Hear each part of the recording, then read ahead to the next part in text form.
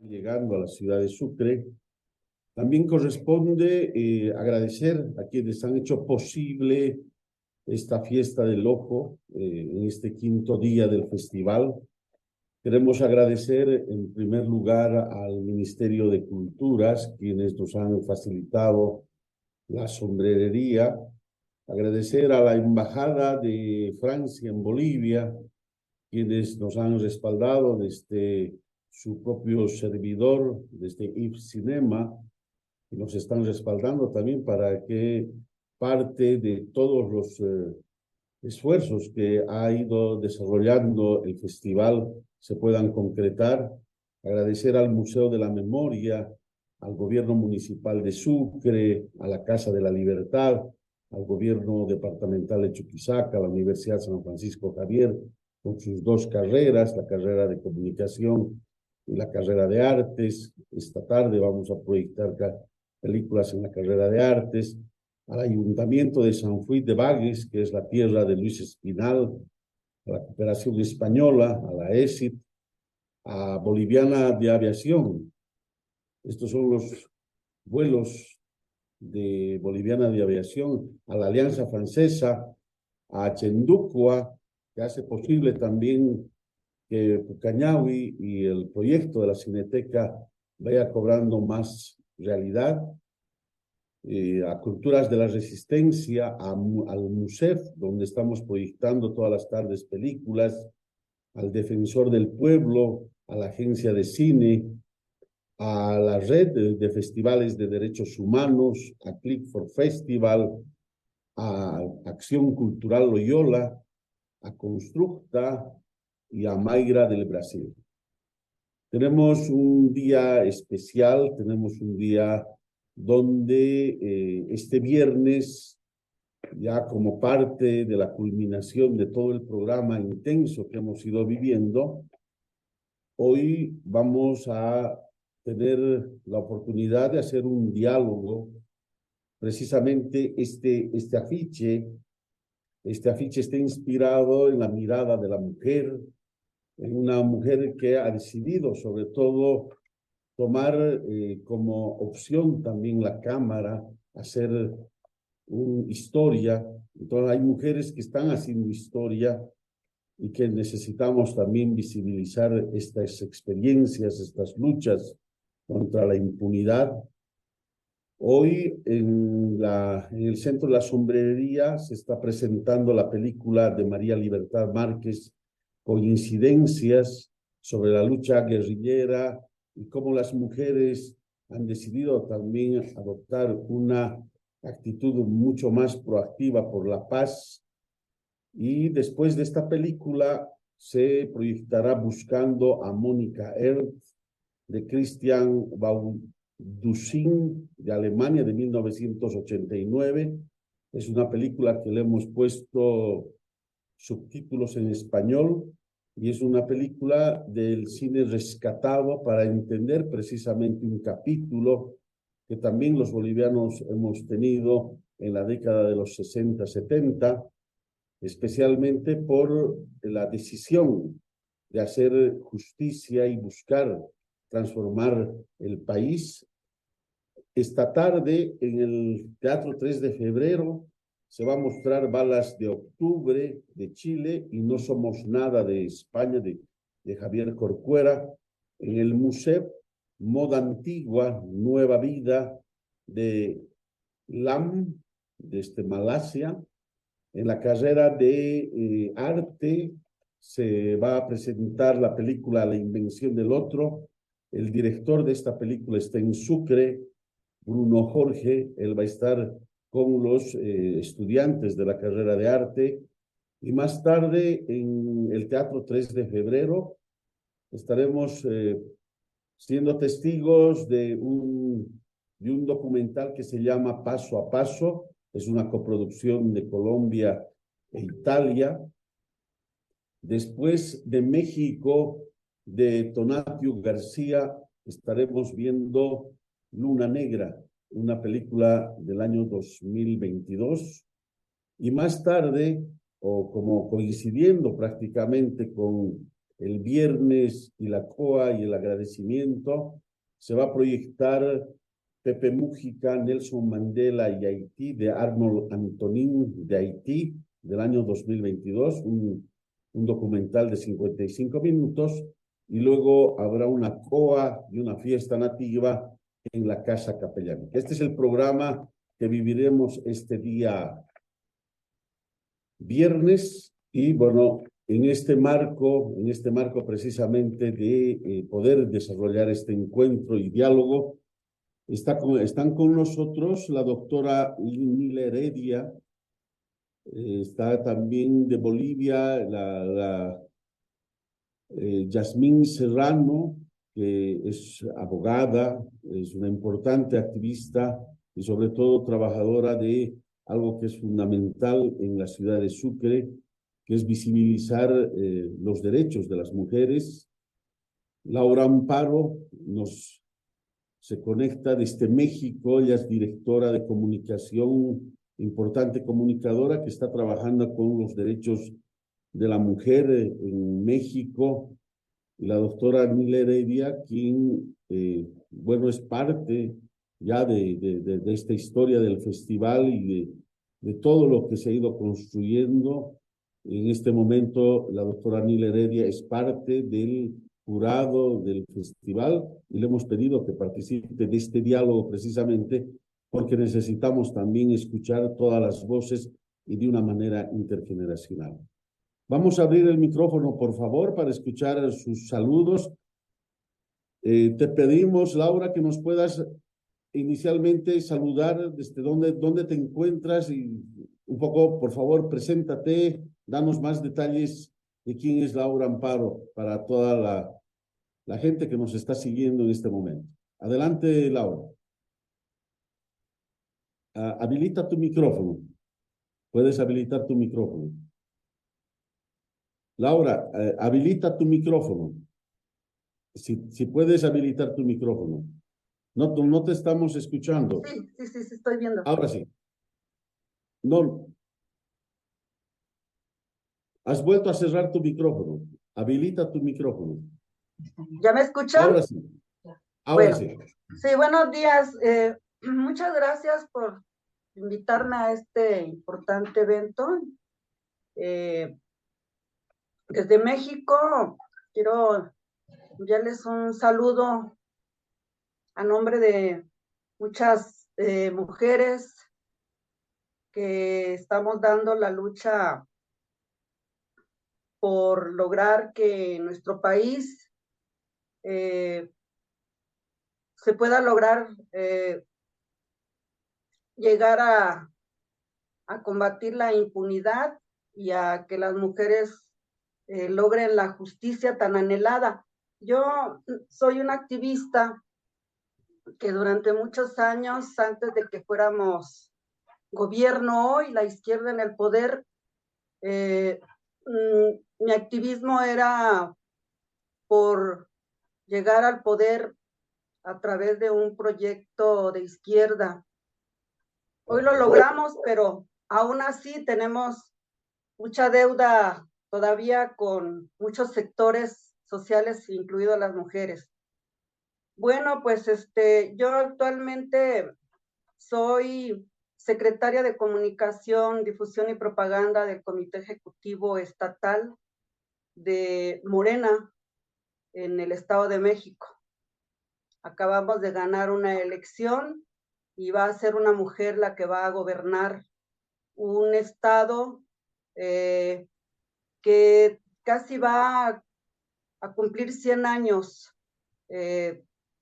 donde el partido único que siempre gobernó era el que está gobernando, porque dentro de unos días nuestra gobernadora va a tomar posesión.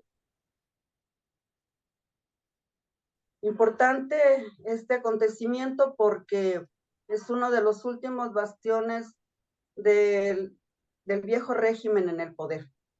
No sé si sea suficiente. Muchas gracias, Laura. Sí, gracias. Muchas gracias por tu saludo y por explicarnos un poco en el contexto.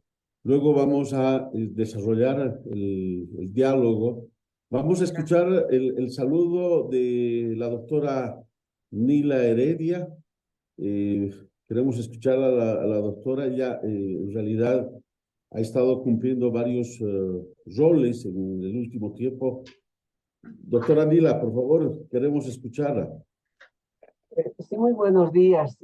Un saludo muy especial a las dos compañeras que están interviniendo en esta mesa, a Laura y a Yasmín, a ambas, y a usted, Humberto, por felicitaciones por toda la actividad.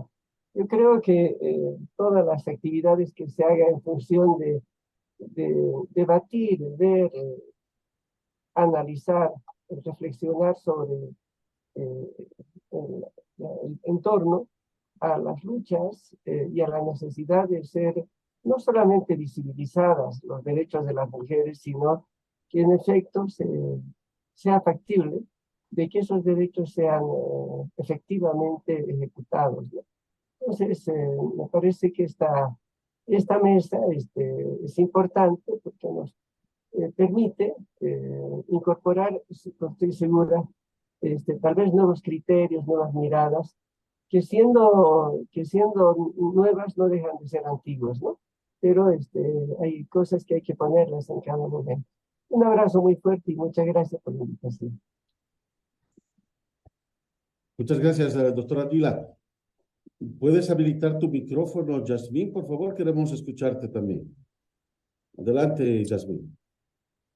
Buenos días a todas y a todos quienes nos siguen a través de Facebook. Agradecerte, Humberto, por la invitación.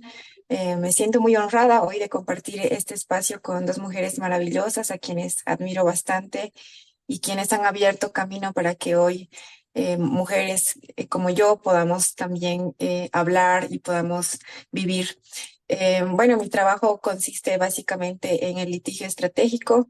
Ejerzo la profesión de manera libre y aprendiendo de mujeres maravillosas que vienen haciendo este trabajo ya hace tiempo con el apoyo y el respaldo de fundaciones e instituciones que también tienen un largo recorrido en la defensa de derechos humanos. Entonces, nos dedicamos al litigio estratégico y especialmente en la defensa de grupos vulnerables como mujeres, como ya lo decíamos en la antesala, la defensa no solamente de la violencia sufrida a manos de particulares, sino de la violencia institucionalizada en nuestro Estado. Muchas gracias, Yasmín. Hemos ideado el festival de alguna manera cuando se planificaba en su momento, hemos ideado que detrás de, bueno, en este caso de la propuesta que se estaba preparando Memoria, Verdad contra la Impunidad, la 19ª edición, se ideó también la necesidad de este diálogo intergeneracional, esta suerte de mirada de la mujer, pero necesitamos sobre todo escuchar a la mujer en este frente de batalla por los derechos humanos, por los derechos de la mujer. Entonces, yo en realidad quiero ceder la palabra a Laura, que por favor nos explique toda esa suerte de experiencia que va desarrollando de comunicación. Luego le vamos a pedir lo mismo a la doctora Nila, que un poco nos contextualice la parte histórica de ese empoderamiento que las mujeres también han llevado adelante, no solamente en este último periodo, sino sobre todo en esa época dura que hemos sufrido los bolivianos, la década de los 60, 70, porque se han asumido también acciones como para que podamos también tener en este momento democracia. Y Yasmín, en este caso, en este diálogo intergeneracional, ¿qué es lo que se está haciendo desde los lugares donde se está prácticamente violando los derechos humanos y cómo se están asumiendo, digamos, las acciones para enfrentar también estos abusos, estas violaciones? Por favor, Laura, es todo tuya la palabra. Y luego, adelante, Laura. Bueno, quiero comenzar mi participación por comentarles de la lucha por los derechos de las mujeres contra la impunidad, el no olvido, por el acceso a la justicia. Viene desde 1973, en México tuvimos un acontecimiento que marcó y parte de ahí la visibilización de lo que es los feminicidios. ¿Qué pasó en 1993? Bueno, en 1993 pasó un acontecimiento en Ciudad Juárez, Chihuahua, conocido como las Muertas de Juárez. Las Muertas de Juárez fue un acontecimiento muy doloroso de muertes violentas en contra de mujeres. Algunas eran trabajadoras de maquilas, porque Ciudad Juárez es una ciudad fronteriza, y empezaron a acontecer una serie de muertes de mujeres, de desapariciones que se denunciaban, pero que no, las autoridades que tienen la obligación de impartir justicia no le daban importancia. Y fueron las propias madres, las propias familias quienes empezaron a hacer primero un recuento, anotar los casos, uno por aquí, uno por allá, y empezaron a ver que eran varios casos. Empezaron a movilizarse y encontraron una fosa clandestina en un predio que se llama Campo Algodonero, que es muy emblemático y que fue lo que nos visibilizó en todo el mundo, volteó las miradas hacia México de qué estaba pasando. Ese acontecimiento que puso en evidencia, pues, que nosotros en México hemos vivido y seguimos viviendo. Desde ese tiempo para acá ya se cumplieron 30 años de las Muertas de Juárez. Amnistía Internacional presenta un informe hace 3 semanas, como por el 10 de agosto, por ahí, un poquito más, un informe de cuál es la situación actual de la violencia hacia las mujeres en nuestro país. Desde las Muertas de Juárez hasta la actualidad han pasado 30 años y sigue habiendo muertes violentas, sigue habiendo una falta de procuración de justicia, sigue habiendo impunidad, y los mexicanos nos hemos preguntado por qué, si nosotros somos un país, un estado, una nación que ha avanzado a partir de la sentencia de Campo Algodonero, porque hay una sentencia de una corte, ¿verdad? De la Corte Interamericana, que obligó al Estado mexicano a tomar medidas. Nosotros tenemos en todos los estados de la República una ley de acceso a una vida sin violencia. Se han formado secretarías de mujeres, institutos de mujeres a nivel federal, a nivel estatal, a nivel municipal. ¿Por qué si hemos avanzado en leyes para poder prevenir, para poder combatir y sancionar la violencia? ¿Por qué sigue habiendo violencia? ¿Por qué tenemos en la actualidad 11 homicidios, 11 muertes de mujeres, 11 entre niñas, adolescentes y mujeres? Este es un conteo a nivel nacional, 11 diarias. ¿Por qué está pasando esto? Aun cuando hemos avanzado en lo institucional, hemos avanzado en crear instituciones para atender la violencia, para darle atención a las denuncias de las mujeres. Quiero hacer un paréntesis para hablar que si ha habido este avance institucional, ha sido primero por la sentencia de Campo Algodonero que obliga al Estado mexicano a tener que actuar, a tener que mejorar sus medidas para prevenir y atender la violencia. Quiero comentar que ha sido también por la lucha de las mujeres, por la lucha de los familiares, de las madres, que ellas son las que han investigado cuando hacen una denuncia y se topan con la falta de empatía de la autoridad que tiene que ver con la procuración de justicia, han sido las madres, ha sido desde esa época que les comento, ha sido una lucha de los familiares que también son víctimas. Ha sido por esa lucha, por ese movimiento de las madres buscadoras, que se ha logrado a través de presionar al Estado mexicano para poder hacer que el Estado asuma de alguna manera su responsabilidad a las mexicanas, a los mexicanos, pero más a las mujeres,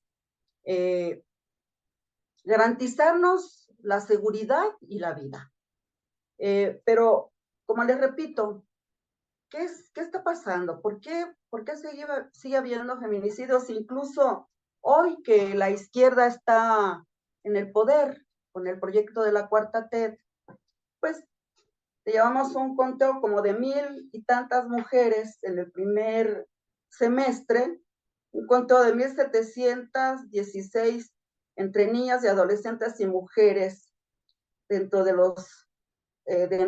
de estos 426 casos están clasificados como feminicidios. ¿Por qué sigue pasando aún cuando nosotros tenemos un gobierno de la izquierda que está gobernando? ¿Por qué sigue pasando? Hace muchos años yo me preguntaba, yo decía, ¿por qué si ya tenemos una ley que se llama una ley para tener una vida libre de violencia, y tenemos institutos de mujeres, tenemos unas fiscalías, fíjense, tenemos fiscalías especializadas para la investigación del delito del feminicidio, tenemos centros de justicia para las mujeres y tenemos hasta policía de género? O sea, de manera institucional hemos avanzado bastante, pero también vemos que de los delitos que se denuncian, el 98% son de feminicidio. O sea, son más esos delitos que se denuncian o que están más visibles que los otros delitos, podríamos decir, pues sí, del fuero común. Entonces, es una pregunta que yo me hacía hace muchos años, porque yo siempre fui acompañante de mujeres que sufrían violencia, de mujeres a las que buscamos. Yo decía, ¿por qué sigue habiendo todos los días muertas? ¿Por qué seguimos teniendo feminicidios? Y hoy creo que todos coincidimos que en nuestros países es el mismo fenómeno que tiene que ver con la impunidad, efectivamente, con la violencia institucional. Todos llegamos a la conclusión que mientras siga la impunidad y la corrupción, pues no va a haber respeto a los derechos humanos de las mujeres. Por más instituciones que se creen, por más leyes, mientras exista la impunidad y la corrupción como trabas para que las mujeres tengan acceso, las víctimas tengan acceso a la justicia y sus familiares, pues no vamos a acabar, ¿verdad?, con este flagelo que es muy doloroso, porque en México, a pesar de que hemos tenido muchos avances, hoy la Cuarta Transformación impulsa políticas públicas para las mujeres, ¿verdad? A través de programas sociales, pero sigue habiendo feminicidios. Y es porque el Poder Judicial,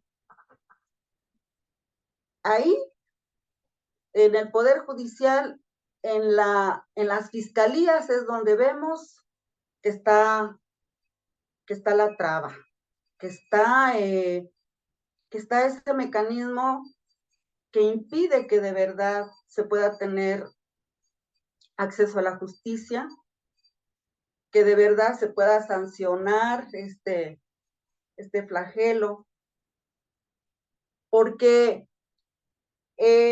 no se destinan recursos suficientes, no hay suficiente presupuesto, no hay equipos capacitados y especializados para la investigación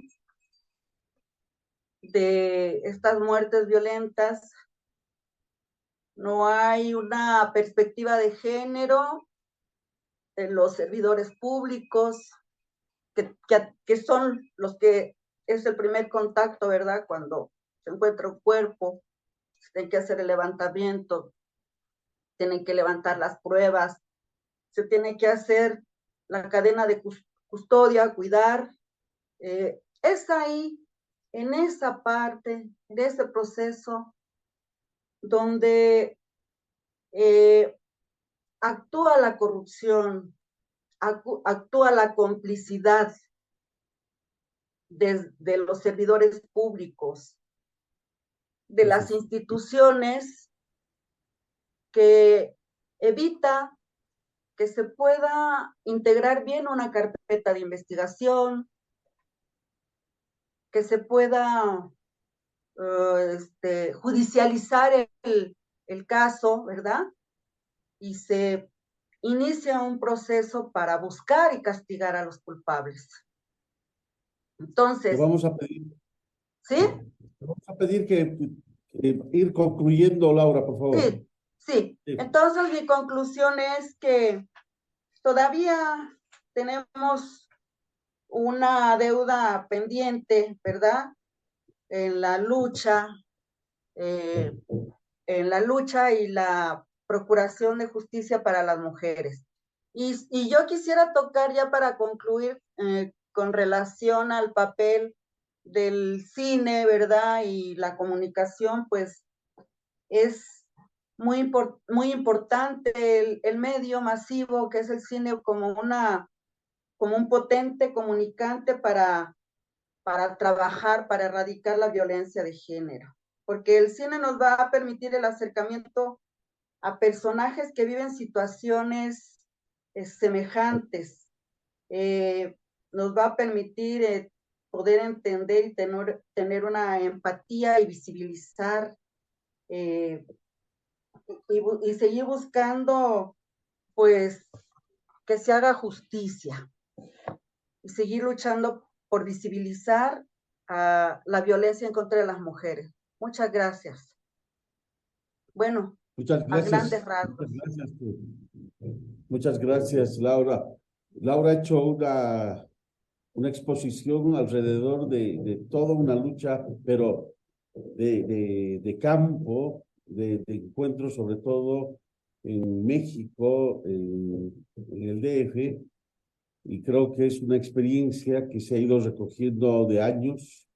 En este caso, ya hay un trabajo sistemático de comunicación, un trabajo donde se busca sobre todo defender los derechos de la mujer ya en el campo mismo de la comunicación. Felicidades, Laura, por todo ese trabajo que vienes desarrollando años, y nos alegramos muchísimo de que vayas a asumir también una alta responsabilidad desde la comunicación para los derechos de la mujer. Adelante, Laura. Vamos a escuchar a la doctora Nila Heredia. Por favor, doctora, háganos ese recuento, esa suerte de contexto histórico, cómo se ha ido gestando también estos derechos desde la mujer. Por favor, doctora, usted que ha estado haciendo investigación al respecto. Sí, sí, nuevamente buenos días. Es pues muy compleja digamos, abordar el tema de los derechos de las mujeres, porque no son temas individuales, sino temas colectivos. Y si bien el derecho de la mujer es el mismo que el derecho del hombre en lo que significa derechos civiles, sin embargo, en el tema de derechos sociales, todo derecho social termina siendo un triunfo, una conquista de los sectores que están luchando por un derecho. Y el tema de la mujer cruza varios aspectos, no solamente civiles, sino políticos, sociales, porque a mi criterio, el tema del derecho a la mujer es también un derecho político.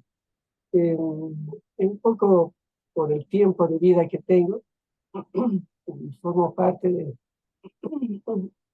perdón, formo parte de esa generación,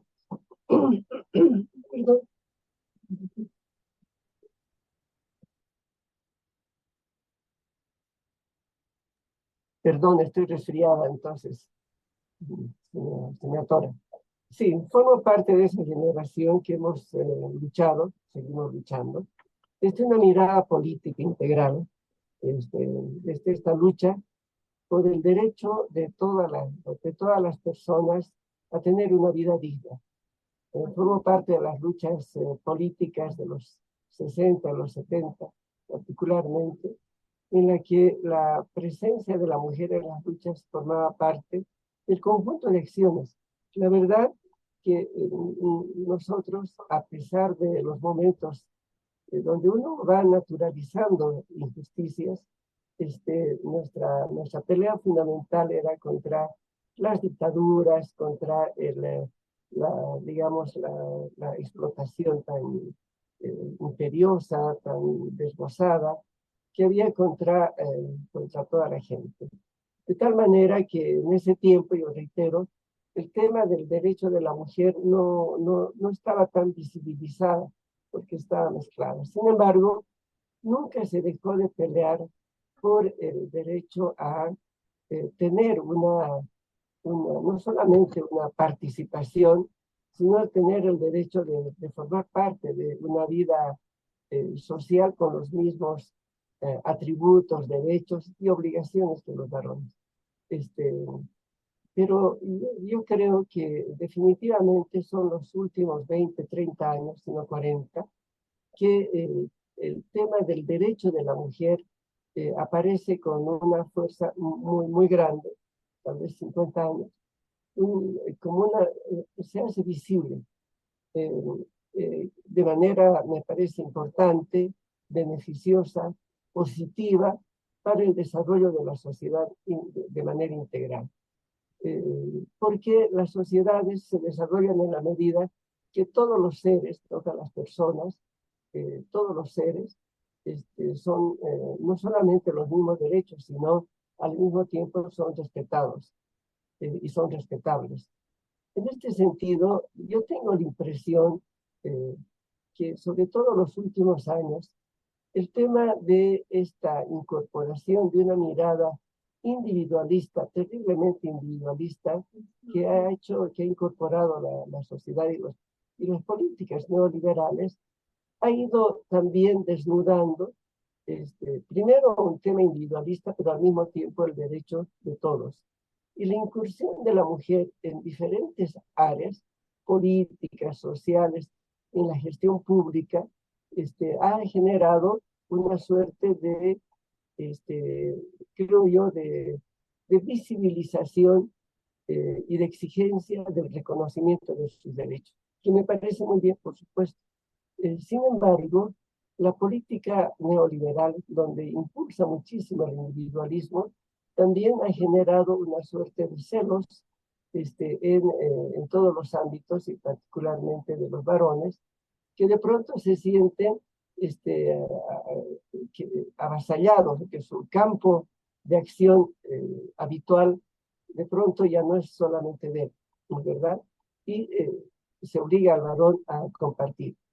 Yo creo que esta estructura mental que se ha puesto en todos los niveles aún no logra resolverse, no solamente en el pensamiento de los varones, sino también de la propia familia, porque la propia familia anteriormente, y no sé si actualmente se va derrumbando, la propia familia incentivaba a la mamá a que el varón sea, digamos, el más aventajado, protegido, en la lógica de que tenía ciertos atributos que le obligaba al varón ser protegido, en tanto que la mujer podía hacerse sola, porque finalmente era la persona que habría de ser la sacrificada.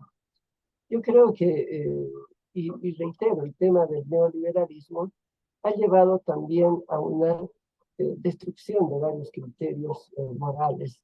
Realmente es terrible, no solamente lo que indica Laura, los feminicidios que ya se dieron durante el tiempo de la maquila, y habría que preguntarse qué pasó con la maquila. Probablemente las mujeres que formaban parte de la maquila comenzaron a exigir mayores derechos y mayor respeto. Estoy suponiendo, ¿no, verdad? O eran las mujeres que más desprotegidas y que fueron factibles de ser atrapadas con fines diferentes a los de la maquila, ¿no? Finalmente desaparecidas o asesinadas. De tal suerte que definitivamente no solamente se trata en el tema de la justicia de las mujeres de cuántas leyes se va dictando en cada país. En Bolivia, probablemente Bolivia, sea el país donde existen más leyes, ¿cierto? Se ha dictado más leyes durante este periodo del proceso de cambio que llamamos, del 2006 adelante. Probablemente se han dictado más leyes de protección a la mujer que en cualquier periodo. Y hoy Bolivia probablemente sea uno de los que tenga más normativa de protección, probablemente. Sin embargo, no se ejerce, o se ejerce poco, porque la estructura del Estado sigue teniendo una lógica de protección al varón, y porque los varones siguen pensando que las mujeres deben seguir sirviendo para tener hijos y estar en la casa. De pronto, el hecho de que haya muchas mujeres que han incursionado en ámbitos que antes no les pertenecía o no les era permitido, y que están generando una competencia, ha llevado y está llevando a esta suerte de lo que indica la compañera, una especie de complicidad entre lo que son las normas, para la aplicación de las normas digamos, de la norma, digamos, como debe ser aplicada, a ser rehuida, atrasada, modificada, es decir, una corrupción en la aplicación de la norma. Tenemos casos muy evidentes aquí en Bolivia de que feminicidas que habiendo sido castigados a pena perpetua, sin derecho a indulto, sin embargo se los encuentra haciendo digamos, su reclusión en su domicilio. Y realmente gravísimo, porque está demostrando una permisividad del propio Estado, ¿no es verdad?, para que se sigan cometiendo esta suerte de atrocidades que está ocurriendo. Por ello mismo, yo pienso que la lucha de las mujeres no debe circunscribirse exclusivamente al ámbito jurídico, ¿cierto? Son normas, son avances que hay, sino que es una lucha política, fundamentalmente política y social, ¿no es verdad? Visibilizar, lograr comprender, visibilizar inclusive en el ámbito educativo el tema del derecho. Y aquí incorporo algo que para mí es absolutamente disonante, no comprendo. El hecho de la presencia o de la intrusión de las iglesias en el plano educativo. Porque a nombre de derecho de vida, etcétera, que yo respeto lo mismo, de pronto se está evitando que en los colegios se incorporen mallas curriculares donde se evidencie no solamente el tema sexual, etcétera, sino el derecho de la mujer. Entonces, reitero, a nombre del derecho a la vida que aducen muchas religiones, llevan al extremo de evitar que se incorpore en la malla curricular discusiones que hacen al derecho a la mujer, ¿no? Entonces, lo que yo no comprendo es que muchos grupos de mujeres que están peleando por el derecho a la mujer, al mismo tiempo son grupos que evitan que la currícula, que la malla curricular escolar se modifique, ¿no es verdad? Entonces, ahí no encuentro coherencia entre una posición y la otra. Yo creo que hay que trabajar muchísimo con los grupos también de mujeres, de tal manera que podamos avanzar en esta ruta de lograr el ejercicio pleno de la mujer. Y termino con lo siguiente, yo soy médico y hemos hecho algún análisis hace unos 2 o 3 años. Ocurre que antes, por lo menos cuando yo estaba, hace 50 años, éramos, pero lunares las mujeres que estudiaban medicina, ¿cierto? Éramos poquitísimos, ni el 10% que entrábamos. Hoy la currícula en las facultades de medicina están por lo menos 60% mujeres, si no más, ¿cierto?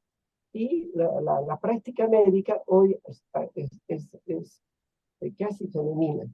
Sin embargo, el trabajo a nivel de hospitales, etcétera, sigue siendo masculino. ¿Por qué? Porque la forma de trabajo es esa. Tal es así que hace que las mujeres para ser médico de un centro hospitalario prácticamente no deben tener hijos, porque la lógica no le permite. Y entonces las mujeres terminan yendo a un primer nivel de trabajo, sin poder llegar y practicar, digamos, las habilidades que tiene la mujer. Yo simplemente traigo a colación cuánto nos falta en la gestión del derecho de la mujer como un elemento, no el derecho per se individual, sino como un aporte a la sociedad. Si no existen los mismos derechos, la sociedad, por más que siga luchando, no va a lograr un desarrollo integral que le permita realmente vestir y utilizar, no utilizar, sino ejercer los derechos de manera integral, tanto hombres como mujeres. Solamente en ese momento vamos a decir, vivimos bien. Esa lucha que nosotros tenemos por el vivir bien no se refiere al vivir bonito o mejor, se refiere a la vida digna con respeto mutuo, donde todos tengamos los mismos derechos y los mismos deberes también de aportar, ¿no? Yo dejaría acá, Humberto, y creo que el debate va a ser muy importante. Gracias. Muchas gracias, doctora. Se han instalado los conceptos, el concepto, digamos, de la experiencia latinoamericana desde México, el hecho de cómo se tendría que hacer el enfoque de todo esto que estamos en este momento también enfrentando. Nos toca escuchar ahora esa voz. Yasmín nos va a ayudar a contextualizar lo que está pasando ya en el ámbito de la lucha por esa justicia, contra esa impunidad que muchas veces no se visibiliza, no se conoce. ¿Qué están haciendo las abogadas? ¿Qué están haciendo quienes están prácticamente vinculadas a todos estos trabajos? Adelante, Yasmín, por favor. Muchas gracias. Creo que para iniciar es importante rescatar lo que decían las compañeras y reconocer que, al igual que muchas mujeres, vengo de mujeres que llevan cicatrices de la dictadura, del abuso de poder, de maridos violentos, de uniforme, de padres ausentes, de madres que murieron para que ellas vivan. Y en ese sentido, el mismo sentido de la vida, no podemos hacer más que honrar su lucha luchando. gritando más fuerte hoy con las herramientas que nos han entregado como un legado de lucha, por ellas, por las que no pueden actualmente y por las que viven cautivas hoy de la indiferencia estatal. Como decía bien, las compañeras nos hablan de una igualdad formal, de leyes que nos protegen. Probablemente Bolivia, como bien lo decía la doctora, tenga un marco normativo incluso mucho más extenso en comparación a otros países de nuestra región que supuestamente nos protegen.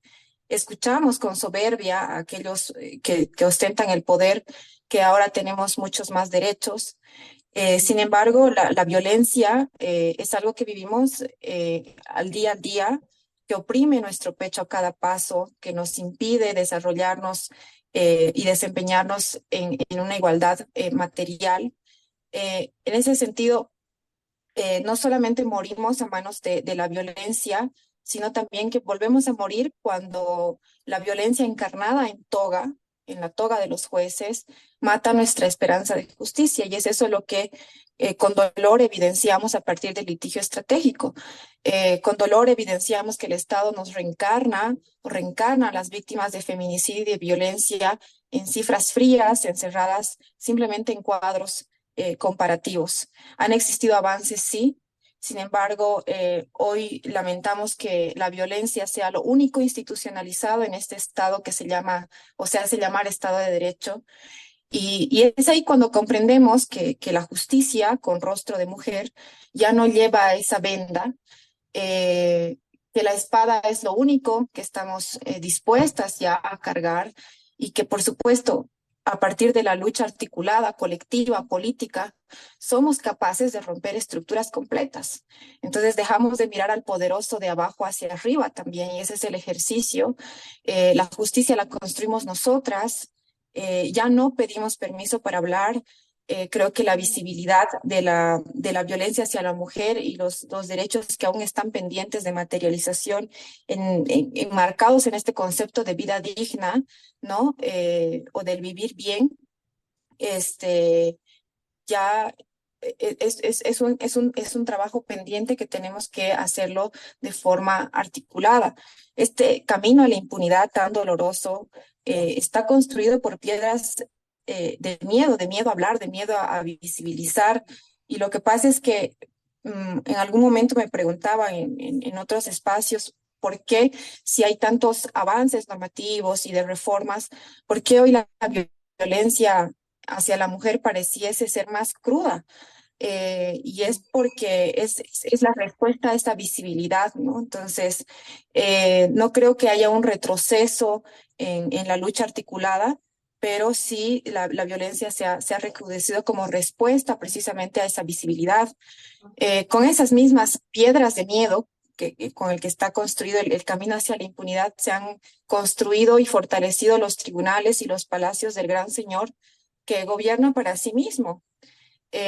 ¿No? Se atreven a decir que les duele la realidad y con el mismo rostro cierran tratos con el poder que oprima y que mutila nuestros sueños. Entonces creo yo que una forma de justicia también es vivir sin miedo. Yo me quedo con la experiencia que hemos tenido estos días en el penal de San Roque, sobre todo en el pabellón de mujeres. Ya lo decíamos al momento de presentar el festival, el cine es memoria, la memoria es justicia. Es importante como este ejercicio de haber llevado cine en forma de justicia ha abierto espacios de diálogo en el que han expresado muchas situaciones que de verdad escapan a la imaginación, situaciones demasiado dolorosas. Yo me quedo con lo que decía una compañera, una privada de libertad, que ese espacio de proyección, de haber visto la película, le hizo olvidar por un momento el encierro. Me quedo con varias reflexiones, entre ellas que hoy identifican que no son los barrotes los que las tienen imposibilitadas de la libertad o del ejercicio de sus derechos, sino esa indiferencia estatal. Me quedo con la fortaleza que tienen y que está impulsando proyectos que vamos a impulsar también desde el marco del festival, espero, de visibilizar sus historias. Ellas dicen, si nosotras no hablamos, morimos. O sea, nuestras historias mueren y por tanto tienden a repetirse. Entonces yo quiero hablar y yo quiero contar mi historia. Una de ellas decía, el juez me ha apuntado así y me ha dicho, tú eres esto, pero él no conocía mi historia, ni siquiera conocía el proceso. Entonces, estamos frente a una justicia indolente, ante una justicia violenta, ante una justicia deshumanizada, ante una justicia corrupta, y pienso yo que la lucha aún es muy larga, pero hay que hacerla, hay que seguir insistiendo desde estos espacios, desde compartir con las mujeres, no solo de los centros penitenciarios, sino con todas, articularnos y fortalecer la voz de reclamo. Creo yo que como decían también los compañeros ya en las proyecciones, en los pabellones de varones, ellos decían, ¿sabe qué, doctora? Me decían, nosotros sí estamos privados de libertad, o sea, no podemos movernos de aquí, pero tenemos libertad de pensamiento y tenemos libertad de sentimiento y nosotros también pensamos y nosotros también producimos y nosotros también nos autogestionamos y es importante que el mundo lo sepa y es importante contagiar este espíritu. Más de uno, más de una decía, yo ya no tengo esperanza en absolutamente nada y precisamente ahí entraba la reflexión final de, ok, o sea, si ya no tienes esperanza, entonces este sistema corrupto ha vencido, ha ganado. ¿Qué hubiese sido de nuestra historia si mujeres como Bartolina Sisa, Juana Zurduy o hombres como Nelson Mandela, como Simón Bolívar, no hubiesen tenido esperanza en un mundo mejor? Entonces creo yo que la lucha empieza desde ahí, desde la esperanza en que a partir de la lucha y de la articulación podemos generar cambios y podemos contagiar estos cambios hacia las nuevas generaciones e ir venciendo de a poco este sistema. Otra conclusión muy importante a la que llegábamos dentro de la cárcel es que en las proyecciones es que hay que reformar. Hay muchos abogados y muchos estudiantes de derecho, eso es hermoso, hay muchos sociólogos, ingenieros agrónomos, entre otros, y decían, doctora, nosotros quisiéramos proponer un cambio de sistema, por ejemplo, ¿no? El sistema penal, porque en Bolivia seguimos con la lógica punitiva y del castigo, un sistema colonial además, y a pesar de que la Constitución reconoce que la justicia debe ser restaurativa, ¿no? Y eso se evidencia, hay tanto talento y hay tantas vidas que el Estado está perdiendo hoy por esa indiferencia, ¿no? Entonces, es un llamado a seguir trabajando. Yo quisiera que en el marco de las últimas noticias de nuestro país también existan 500 abogados y abogadas que estén dispuestas a luchar por la materialización de los derechos de los grupos vulnerables, ¿no? Sobre todo de las mujeres. Es eso, muchas gracias, Humberto. Gracias, Yasmín. Bueno, hemos hecho prácticamente toda la contextualización. Creo que ese es el diálogo que estábamos buscando, ese diálogo de la mirada de la mujer. Efectivamente, se están creando las condiciones para poder instalar en la 10ª, o en este caso en la 20ª edición del festival, eso que el día de ayer o antes de ayer mejor, lo comentábamos, al encuentro de festivales de derechos humanos. ¿Qué vamos a hacer después de 20 años como festival? Y bueno, lo ha dicho Yasmín, esta experiencia que se está haciendo no solamente en San Roque, sino en todas las experiencias que hemos vivido, creo que lo fundamental es hacer visible lo invisible.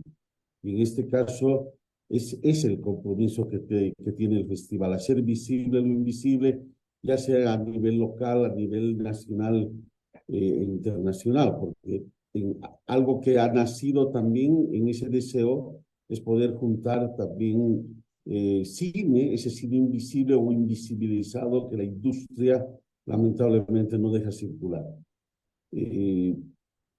Vamos a escuchar ya, estamos como llegando al final de esta transmisión, nos falta muy poquitito para terminar. Querida Laura, Queremos escuchar tus conclusiones y tus últimas palabras, por favor, y esto lo vamos un poco cerrando de cara ya a hacer también una nueva realidad con estos 19 años del festival. Adelante, Laura. Pues mi conclusión sería que tenemos que seguir luchando, seguir articulando, seguir visibilizando y seguir construyendo espacios de participación, seguir luchando porque las mujeres sean las que estén en los espacios donde se toman decisiones para que desde ahí también se orienten las políticas y cambie la perspectiva, ¿no? de la lucha y el acceso a la justicia hacia las mujeres. Esa sería mi conclusión. Muchas gracias por invitarme. Muchas gracias, Laura. Vamos a escuchar también las palabras de la doctora Nila Heredia. Por favor, doctora, escuchamos. Sí, definitivamente el derecho de la mujer depende de la estructura del Estado, es decir, quiénes manejan el Estado y cuáles son estos poderes, ¿no? Y en la actualidad hay dos poderes, a mi juicio, muy importantes, es la justicia y los medios de comunicación. En la medida en que la justicia, no digo que se feminice, sino que la justicia tome cara también de mujer, en el sentido de que sea ecuánime, justa, y ojalá que este poder sea realmente equilibrado, ¿no? Es decir, justo. Hoy la justicia se está utilizando para todo y está muy incursionada en la política. Creo que es un área con la cual se debe ir luchando, porque es esta área la que está, es una de las áreas que más, yo diría, el área donde se está definiendo el derecho de las personas. Si no se hace justicia, siempre va a haber este nivel de injusticia en contra de las mujeres y en contra de los débiles. Esto y también con los medios de comunicación, ¿no es verdad? Que siguen utilizando a la mujer sea como escándalo o como una figura. Yo creo que es el otro espacio con el cual hay que luchar muchísimo. Y termino indicando, me parece interesante si el próximo festival tuviera tal vez el tema del derecho de la mujer, porque hay varios aspectos que habría que trabajar. Me parecería una idea interesante para que el 20º festival pudiera tener como una línea en relación al derecho de la mujer en el ámbito político, social, etc. Muchas gracias por la invitación. Tomamos nota, doctora, de esa recomendación. Efectivamente, todas estas ideas las vamos a ir trabajando. El reto para hacer una nueva edición precisamente es también crear la Bienal, o sea, se tiene que crear una Bienal y en este marco generar una línea que está surgiendo precisamente de la experiencia que viene desarrollando Yasmín en el centro de la cárcel. Yasmín, tus últimas palabras, por favor. Queremos escucharte y ya cerrando este diálogo intergeneracional Mirada de Mujer. Muchas gracias. No simplemente agradecer el espacio, Humberto, agradecer a las compañeras por sus brillantes exposiciones y por el legado de vida y de lucha que nos han dejado ahora las nuevas generaciones. A partir de esa lucha es que podemos nosotras seguir luchando y ese es el deber que tenemos todas y que tenemos todos, visibilizar los derechos a partir de la impunidad que se ha vuelto costumbre en nuestro país. Es importante ejercer, reconocer también, ¿qué te digo?, los privilegios de los que de alguna manera hemos gozado, porque yo vengo de una familia campesina en la que mi abuela ha aprendido escasamente a leer y escribir y yo he alcanzado la universidad, ¿no? Con mucha dificultad también, debo decirlo. Sin embargo, tengo un privilegio que muy pocas mujeres en el mundo lo tienen. Entonces, reconocer ese privilegio fortalece el compromiso para que muchas otras mujeres, para que todas alcancen derechos, como decía la doctora, también sociales y políticos, puedan ejercerlos materialmente y tengan la oportunidad de desarrollar su vida en dignidad, luchar contra la violencia institucionalizada, la violencia en las calles a partir de la educación y de también, como decía la doctora desde México, ¿no? Cooptar los espacios de poder y de decisión. Yo cierro con una reflexión bien bonita que surgió justo anoche en la tercera y última proyección en el penal de San Roque y decían, nosotros no podemos dormir, nosotros no dormimos en paz. Entonces, no vamos a dejar que aquellos que están llamados a servir en el marco de una administración pública eficiente, mientras no lo hagan, mientras no concreten esa administración pública eficiente, tampoco lo hagan. O sea, si nosotros no dormimos bien, si nosotros dormimos en el piso y pasando frío, ellos tampoco van a dormir bien.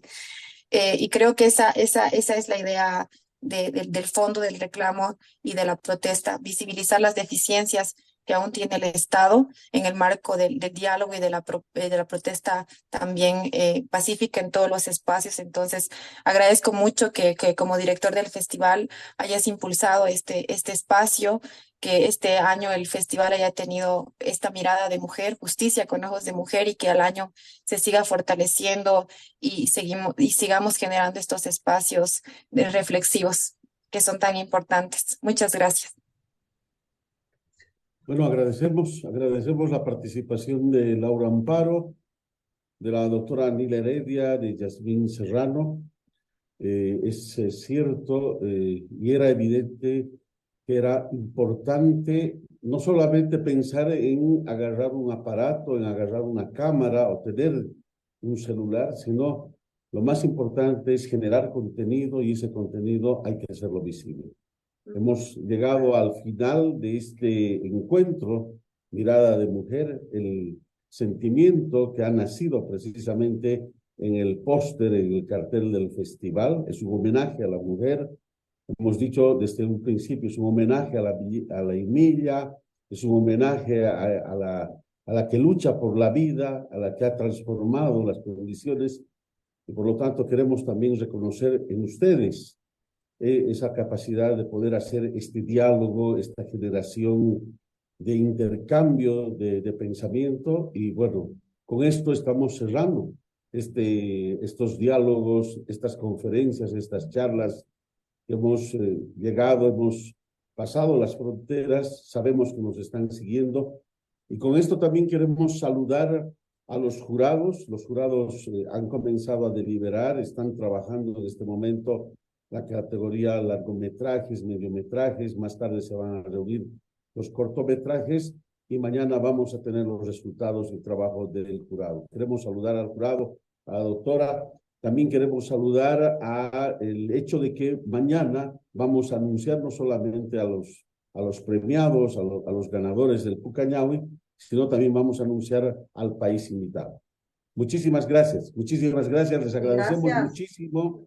Muchas gracias, muchas gracias, doctora, gracias Yasmín, gracias Laura. Nos vemos en el año 2024. Gracias, muchas gracias. Gracias. Chao, chao. Muchas gracias. Gracias.